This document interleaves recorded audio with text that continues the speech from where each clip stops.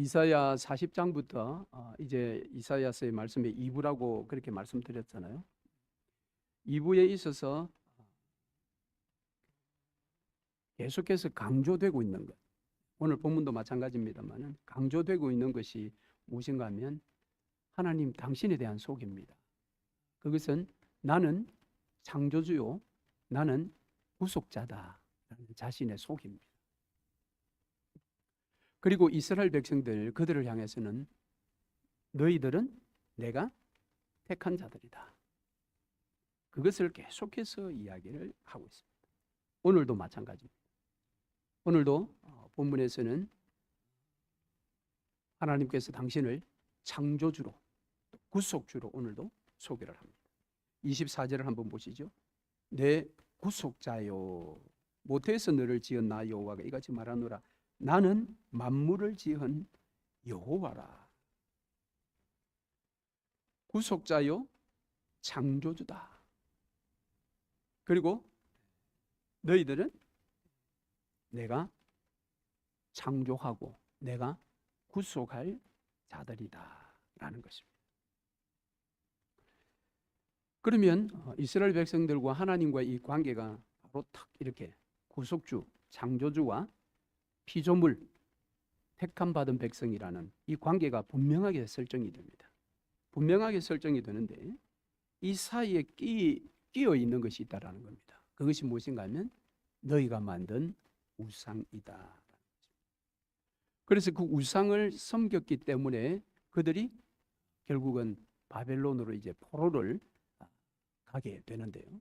오늘 말씀에는 너희들이 죄 가운데 이제 징계를 받아서 포로로 가지만 거기에서 너희들을 구해줄 자가 있다. 내가 택한 자가 있는데 그 자를 오늘 본문 44장 28절에서는 고레스라고 이야기를. 고레스, 페르시아의 왕이죠. 이 고레스가 할 일, 그 일을 28절에 소개하고 있는데요. 그 할 일을 소개하기 전에 먼저 고레스에 대한 설명, 고레스에 대한 뭐랄까요, 정체를 여기에서 이야기를 하는데요. 고레스는 내 목자다, 내가 사용하는 도구다라는 겁니다. 그리고 그가 나의 모든 기쁨을 성취하리라. 내 목자로서 그가 내 기쁨을 성취할 거다. 그 성취의 내용이 그 뒤에 나옵니다. 예루살렘에 대하여는 이르기를 중건되리라 하며 성전에 대하여는 내 기초가 놓여지리라 하는 자니라. 이것은 이스라엘 백성의 온전한 회복이지요. 40장부터 계속해서 이야기하는 이스라엘 백성들의 회복을 여기에서 정확하게 두 가지로 이야기합니다. 하나는 예루살렘이 중건될 것이고 하나는 성전의 기초가 놓여지게 될 것이다. 이것은 정치적인 회복과 종교적인 회복 두 가지를 모두 다 해주겠다라는 그런 말씀입니다. 그래서 고레스를 통해서 하나님은 이스라엘 백성들을 정치적으로 완전히 해방시켜 주었죠. 자유를 주었습니다. 바벨론 포로 생활 가운데서 이제 다시 자유민으로 예루살렘에 귀환하게 되는 것입니다. 뿐만 아니라 성전을 재건하고 성전을 짓기 위해서 기초를 넣음으로 인해서 영적인 회복이 일어나는 것입니다. 에스라와 스룹바벨을 통해서 성전을 지으면서 다시 한번 이 영적인 회복이 일어나게 되는 것입니다. 그래서 이 고레스는 하나님께서 택한 목자로서 이스라엘 백성들의 회복, 정치적인 해방과 영적인 해방 이 모두를 다 이루어 줄 것이다. 그래서 그것이 내 기쁨의 성취가 될 것이다 라는 것입니다. 그래서 45장 1절부터 7절까지는 이제 이 고레스 왕에 대한 이야기를 좀 더 자세하게 풀어놓고 있습니다. 지금 이 고레스에 대한 예언을 하는 이때는 BC 한 690년 정도인데 이 고레스가 이제 목자로서 쓰임 받아서 바벨론을 무너뜨리고 예루살렘으로 돌아가도 좋다고 했을 때가 BC 한 540년 경이라고 합니다. 그러니까 앞으로 한 150년 어라운드 뒤에 일어날 그런 인물입니다. 실제 이제 에스라 1장에 보면은 고레스가 자신이 하나님께로부터 사명을 받았다라고 그렇게 이야기하죠. 에스라 1장 3절로 한번 가볼까요?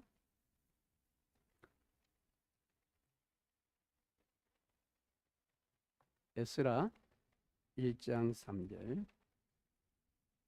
711페이지 1장 2절 보겠습니다.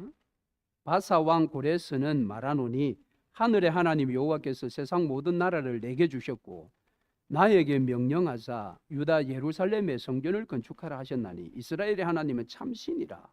너희 중에 그의 백성 된 자는 다 유다 예루살렘으로 올라가서 이스라엘의 하나님 여호와의 성전을 건축하라. 그는 예루살렘에 계신 하나님이시니라. 네. 그러니까 하나님께서 150년 전에 150년 뒤에 일어날 한 인물을 여기에서 소개를 하는데 그 이름까지 고레스라는 이름까지 정확하게.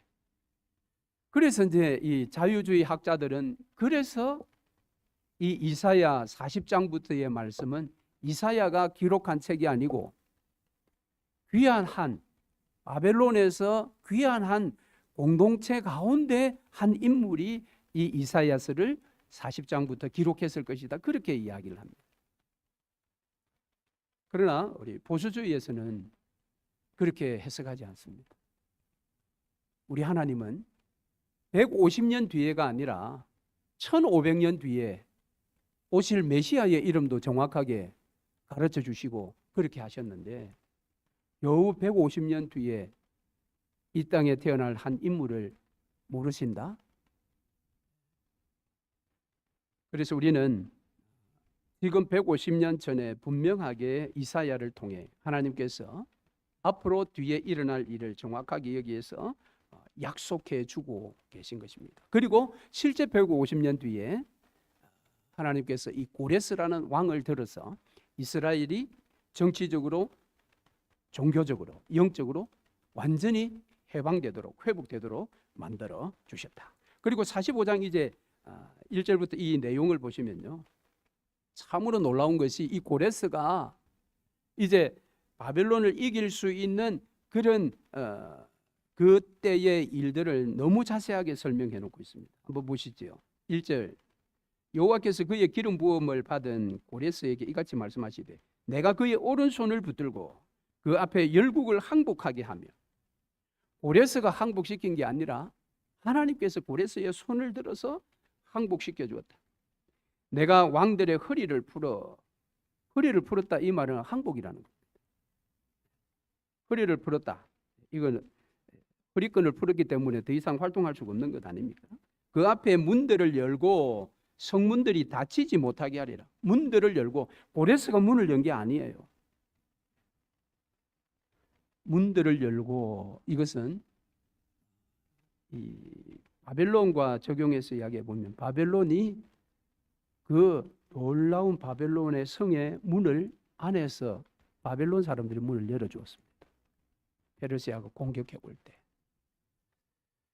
그것은 이제 역사적으로 보면 왜 그런가 하면은 그 당시에 이 벨사살이라는 왕이 이제 바벨론의 마지막 왕인데요. 이 벨사살 왕의 아버지가 왕이었는데 그 아버지는 정치에 관심이 없었어요. 그는 오직 종교와 문화에만 관심이 있었습니다. 그래서 일찍이 왕권을 아들 벨사살에게 물려주고 자기는 그냥 순회를 하는 것입니다. 다른 나라들을 하면서 종교에 대해서, 문화에 대해서 그가 궁금한 것들을 찾고 했는데, 그가 다니면서 달신, 이 달에 대한 신의 이름을 하나 이제 그가 발견하고, 그러니까 이 우상이죠. 결국은 달의 신이라고 하는데 그 신의 이름이 신입니다. 이게 우리 신, 죄라고 하는 영어 SIN이 있지 않습니까? 그 S가 대문자입니다. 원래 이 바벨론은 마르둑이라는 신을 섬겼어요. 원래 느부갓네살 왕이 바벨론을 엄청나게 키웠잖아요. 북이스라엘을 넘어뜨린 이제 그 바벨론의 이 마르둑이라는 신인데, 이 아버지가 아들에게 마르둑을 섬기지 말고 이 신이라는 이 신을 믿어봐라, 그렇게 한 거예요. 벨사살이 마르둑을 버려버리고 이 신이라는 달신을 그가 섬기기 시작한 겁니다. 그러니까 바벨론 백성들은 전통적으로 마르둑을 섬기는 그런 나라인데 엉뚱한 신을 지금 섬기라고 하니까 불만이 가득 찼다라는 거예요. 그래서 불만이 가득 차서 그 당시에 고레스 왕과 어느 정도 내통이 되어서 그런 종교적인 자유와 이런 것들을 이제 허락한다라는 그런 어떤 교류가 있고 나서 바벨론 안에서 문을 열어버린 거예요. 원래 이 바벨론의 요새는 물로 다 둘러싸인 그런 큰 성이고, 성 가운데에 그 무슨 강입니까? 창세기 나오는 두 강 중에 하나인데 그 큰 강이 이 성 한가운데로 지나가기 때문에 빗장을 걸어 놓으면 안에서 농사를 다 지을 수 있기 때문에 웬만해서는 이 성을 정복할 수가 없습니다. 그런데 하나님 놀랍게도 이 마르둑과 신이라는 이런 희한한 일이 일어나게 해서 그 바벨론의 백성들의 마음이 돌아서게 만들어서 여기에 예언한 것처럼 문을 열어버렸다.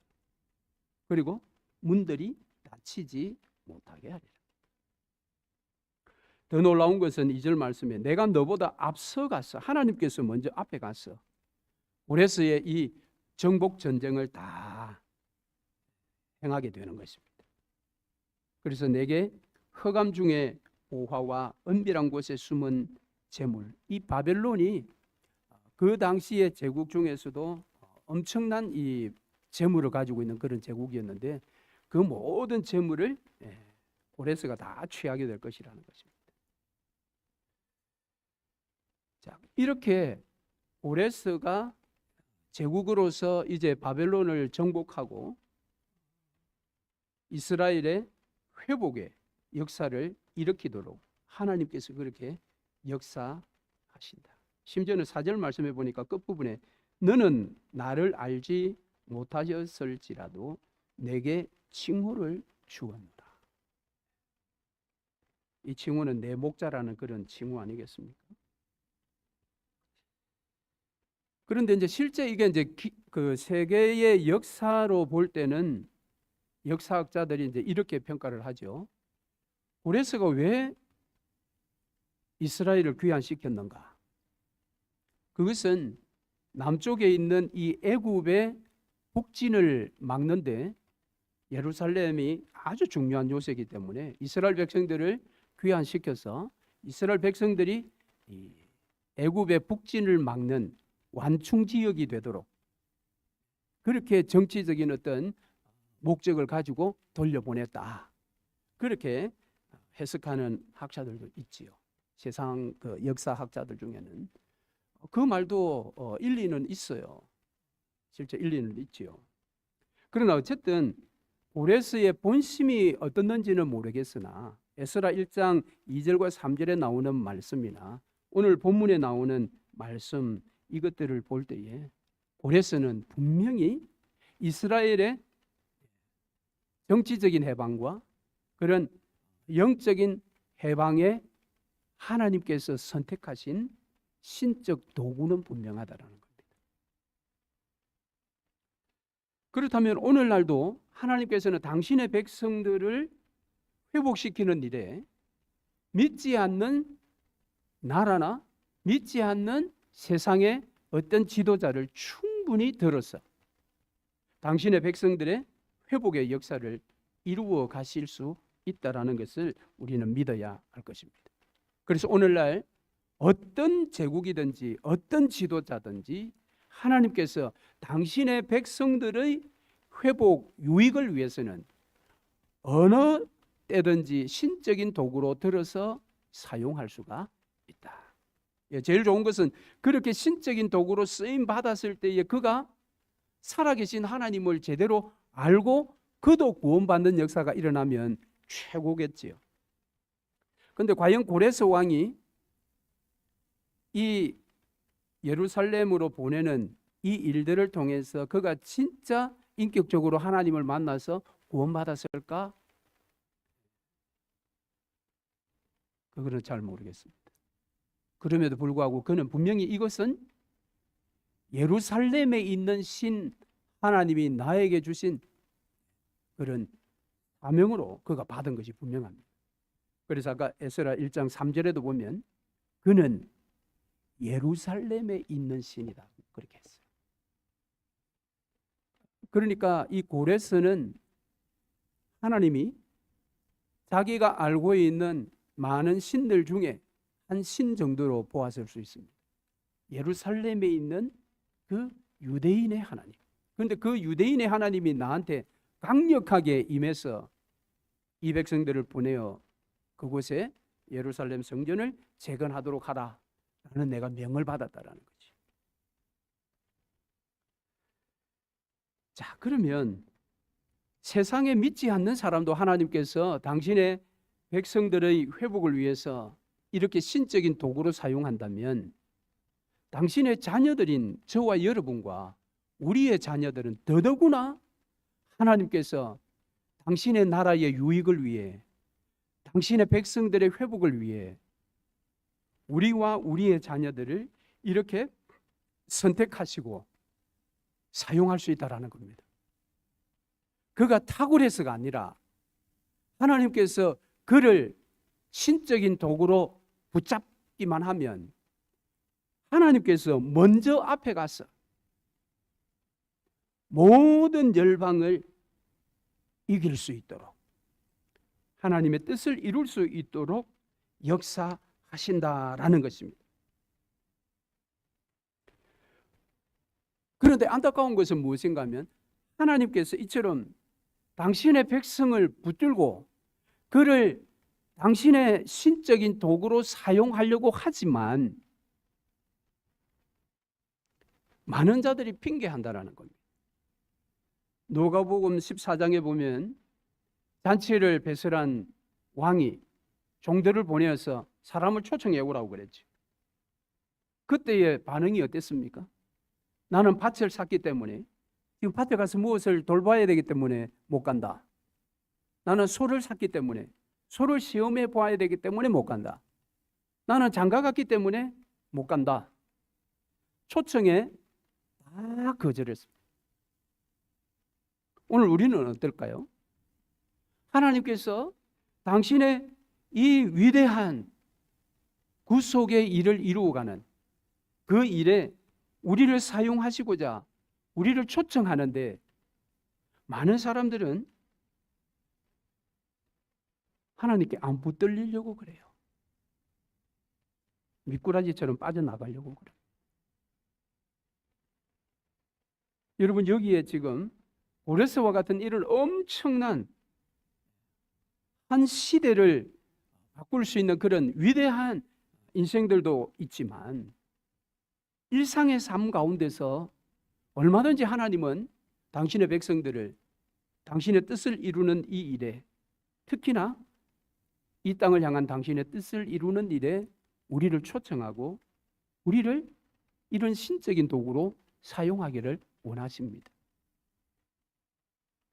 어쩌면 이번에 11월 달의 행사가 하나님께서 그것을 원하시는 행사일지 모른다는 것이죠. 그런데 대부분의 사람들은 나는 아는 사람이 없어. 나는 다 주위에 내 예수 믿는 사람뿐이야. 이렇게 하고 할 생각을 안 하는 거예요. 하나님께서 붙들려고 하는데 미꾸라지처럼 빠져나간다라는 겁니다. 할 말은 다 있지요. 밭을 샀으니까 밭에 빨리 무언가를 정리해야 될 일이 급하지 않겠어요? 소를 샀는데 그 소가 제대로 소다운 소인지 빨리 알아봐야 아니면 되물리든지 결혼을 했는데 신랑을 남겨놓고 신부를 남겨놓고 잔치에 갈 수 있습니까? 이성적인 합당한 핑계들은 다 있지만 그것들이 하나님의 초청, 하나님께서 붙들고자 하시는 그 하나님의 뜻에 그 핑계는 옳지 않다라는 것이죠. 그 왜 이렇게 되었을까? 그것은 이스라엘 백성들처럼 우리의 삶의 우상 때문입니다. 그 신약학자 더글라스라는 목사님이 우상 숭배의 9가지의 매력이라는 그런 글을 하나 썼는데요. 우상 숭배가 왜 매력적이냐? 첫 번째는 실체를 보장한다라는 겁니다. 실체를 보장한다. 뭔가 우상을 섬기면 뭔가 잡히는 것 같아요. 그 다음 두 번째는 이기적이다라는 겁니다. 우상 숭배할 때는 남을 신경 쓸 필요 없어요. 내가 원하는 것은 내가 받으면 되니까. 그래서 우상 숭배는 이기적이다. 우상 숭배는 쉽다라는 것. 우상 숭배하는 것은 내 마음대로 할 수 있는 거예요. 내가 원하는 내 스타일의 것을 얼마든지 우상으로 내가 섬길 수 있으니까. 내가 원하는 시간에 얼마든지. 그러니까 우상 숭배는 쉽다. 그게 매력적이다. 네 번째는 우상 숭배는 편리하다라는 거예요. 편리하죠. 굳이 교회까지 안 나와도 되는 거예요. 우상 숭배는. 자기 차 안에서도, 자기 가정에서도. 그 다음 다섯 번째 우상 숭배는 일상적이다라고 했습니다. 일상적이다. 이 말은 무엇인가 하면 우상 숭배가 그저 삶이라는 겁니다. 일상의 삶. 그러나 우리 기독교 신앙생활은 일상적이지는 않습니다. 이 말이 무슨 말인가 하면 이제 일상적이다, 일상적이지 않다 이 말은 육신적으로 편안한 삶이 일상적이고 육신에 반하는 삶은 기독교적인 삶이다. 그렇게 여러분들이 일상적이다라는 뜻을 이해하면 됩니다. 그 다음 여섯 번째는 논리적이다. 우상 숭배의 매력이 논리적이라는 거예요. 왜? 내가 1을 넣으면 1이 나오는 겁니다. 내가 5를 넣으면 5가 나오는 겁니다. 굉장히 논리적입니다. 그 말이 무슨 말입니까? 내가 정성 들인 만큼 거둔다라고 믿고 있기 때문에 우상 숭배는 매우 논리적이다. 신앙생활이 여러분 논리적입니까? 논리적이지 않습니다. 신앙. 논리적이다 이 말은 이성적이다라는 거예요. 육신적이다라는 거죠. 그러나 신앙생활은 논리적이지 않습니다. 이것은 영적인 일이기 때문에 결코 이성적인 논리로 설명이 다 되는 부분이 아니다.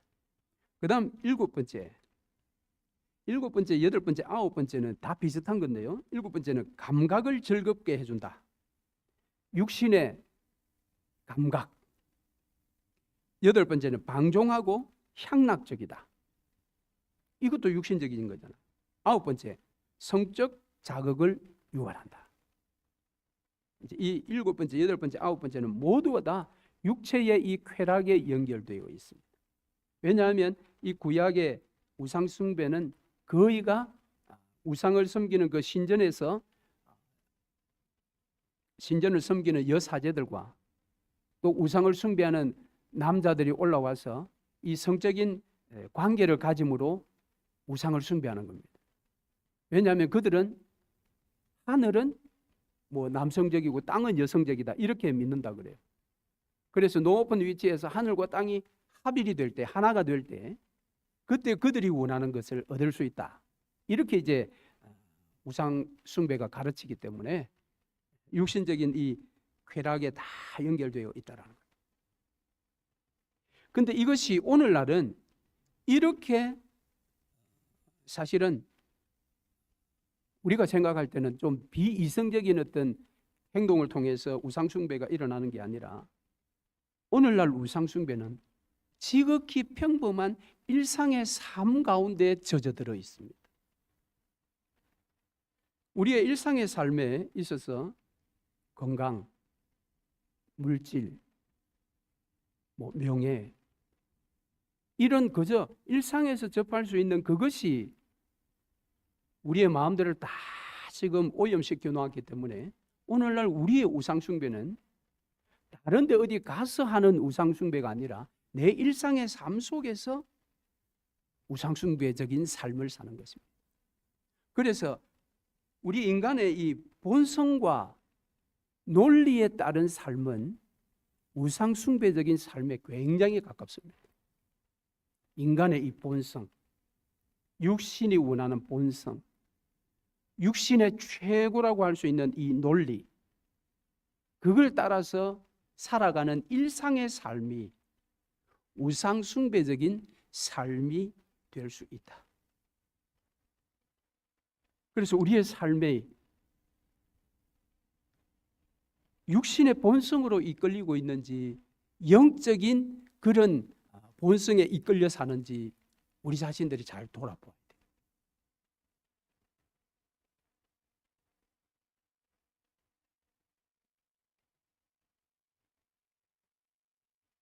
오늘 본문에 있어서 말씀을 한번 정리해 보겠습니다. 하나님은 창조주요, 그분은 구속주입니다. 이것은 창조주는 하나님의 본성입니다. 본성에 대한 설명을 하시고, 그 다음은 구속주는 섭리입니다. 그런 본성을 가지신 분이 약속의 일을 이루어 가시는 섭리를 하시는 분이다. 그 섭리의 일에 지금 오늘 고레스라는 이방인을 하나 들어서 그의 백성들의 회복의 뜻을 이루어 가시는 하나님. 오늘 그 하나님은 여전히 우리에게 창조주요, 구속주이십니다. 특별히 우리 삶 가운데 지금 하나님은 여전히 섭리하고 계십니다. 그 섭리는 주님이 오늘 저와 여러분의 인생의 주인이라는 것입니다. 그분께서 고레스를 당신의 신적인 도구, 목자로 사용하셨듯이 오늘 저와 여러분을 사용하기를 원하십니다. 또 우리에게 그런 목적을 가지고 있기 때문에 오늘 우리가 여전히 호흡을 가지고 살아가는 것입니다. 우리가 환경이 어렵다고, 내가 어떤 능력이 없다고 핑계하지 맙시다. 오늘 주님은 고레스보다 앞서 가셔서 고레스가 그 목자의 일을 할 수 있도록 모든 상황들을 다 만들어 주시고, 그로 하여금 그 사명의 일을 넉넉히 감당할 수 있도록 하셨습니다. 그렇다면 저와 여러분도 마찬가지입니다. 하나님 쓰시고자 하실 때에 우리가 아멘으로 순종하기만 하면, 우리의 자녀들이 하나님 쓰시고자 할 때에 아멘 하기만 하면 그의 능력과 상관없이 하나님께서 그를 고레스처럼 사용하실 것입니다. 그러므로 우리를 위해서 기도할 때도 마찬가지고 우리 자녀들을 위해서 기도할 때도 마찬가지입니다. 하나님, 그 인생을 사용해 달라고, 하나님의 그 신적인 도구로 사용해 달라고 그렇게 기도하셔야 되고, 우리 자신도 마찬가지입니다. 그것이 주기도문입니다. 하늘에서 이루어지신 그 하나님의 뜻이 이 땅에 이루어지기를 원합니다라고 기도할 때 그 기도 안에는 하나님께서 이루시고자 하시는 그 뜻이 반드시 이 땅에 이루어지는 것을 내가 믿고 기도하는데, 그 뜻이 이루어질 때에 다른 사람, 다른 교회를 통해서도 이루어지지만 기도하는 나를 통해, 기도하는 우리 교회를 통해 그 하나님에서 이루어지신 하나님의 뜻이 이 땅에 이루어지기를 원합니다라는 그런 마음이 그 기도 속에 들어있다라는 것입니다. 그래서 우리 교회를 하나님 신적인 도구로 사용해 주십시오. 그러면 지금 우리의 부족하고 우리의 연약함 가운데서도 하나님께서 우리 교회를 사용하시고자 할 때 우리 교회가 그저 아멘 하기만 하면, 순종하기만 하면 하나님이 우리 교회를 얼마든지 오늘 이 시대에 고레스와 같이 사용할 수 있다. 우리의 자녀들도 마찬가지입니다.